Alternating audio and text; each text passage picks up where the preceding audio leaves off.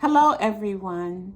Welcome to the Hypergamous Journey. My name is Denise, and you know the spiel. I have to share this video with you. It's one of those TikTok videos from Ask Steve. And this little young man, young man, he looked to be late 20s, early 30s. He had the audacity to get up and ask Steve this question. So this is the scenario. His living girlfriend recently had a baby. And the girlfriend was living in his home. He said it's his house, he pays the bills. So she had the baby and then they broke up. So they agreed to live in the house and co-parent the baby. So since they broke up, he went on a date with somebody and he brought the woman back to his house. And he said there was some tension. And you should see the look on Steve's face. Like, I cannot believe that this dude is saying this on national TV. And he's looking at him. And so the guy said, hear me out, Steve, hear me out. And he said, so my question is, do I ask the ex-girlfriend to leave when I bring company over? Steve's response was priceless. He started using 4-letter words and they bleeped them out. And I thought, what an arrogant B to the guy. That he would just feel like because they broke up, it's his house, he's paying the bills, that he can just bring another woman over. And what woman would want to come over under those circumstances if he's telling the woman everything? Like my ex-girlfriend is living there rather than my sister and her baby. You know how people can weave stories. And of course, this is a woman's channel. We're talking about men. So I know this is not an indictment of all men. But I'm just going to say, men tell lies for what they want. When it comes to sex and intimate relations, a man will jump over backwards, will do back flips, front flips, any kind of acrobatic routine, physically and verbally, to get what he wants. But then I said, okay, what an arrogant B he is, and how emotionally immature he is. And then I had to talk about the woman. Because we women keep having babies with these men. And is it, is desperation? We think, and I'm thinking she's living with him. Maybe it was going rocky and she thought, the baby would, settle things down. Babies make everything worse. If you're not getting along without the baby, you add a baby to the mix, and things are going to go through the roof in terms of not working.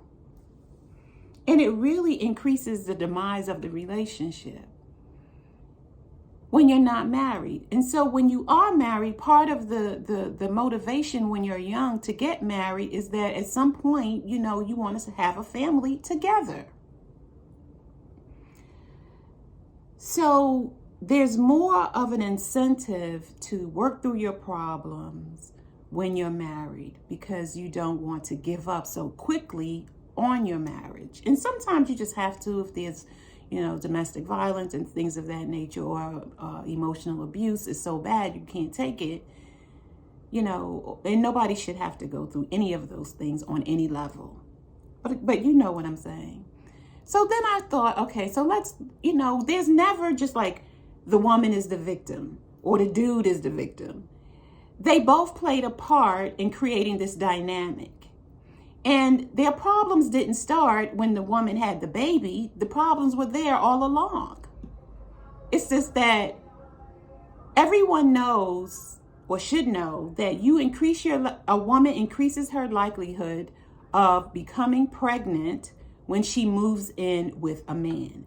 Just for the sheer proximity of it being intimate relations can happen anytime, anywhere, when you're living together. And that when you both maintain separate residences, it's more of a planned get together. And the woman has more time to prepare what she needs to do to prevent a pregnancy. Whereas if you're living in the same household, and I've never lived with anybody, so I'm just assuming, there's more room for spontaneity when you're living in the same house, for it to just happen when you're living in the same house, as opposed to when you're living in separate residences, and it's usually a more planned event. So, I had to stop, thinking about the dude is this and he's that and he's selfish. And I agreed about it. To me, it's just emotional immaturity. Just emotional immaturity, maybe on both of their parts, because it wasn't happening. Things were not going well between them before the baby came along. It's rarely that things start to go off the rail when the baby is here. It was going off the rail before the baby arrived, and now it's like in the ditch once the baby is here. So women who are of fertility, baby making age, we got to stop being single mothers. We have the power. We have the power.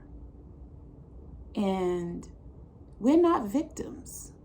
We choose to believe what these men say to us, even though their behavior is not in alignment with what they're saying.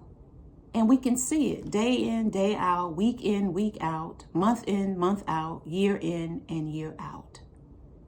And we can even see it when we're married to them. And then we have to decide what we're going to do about it.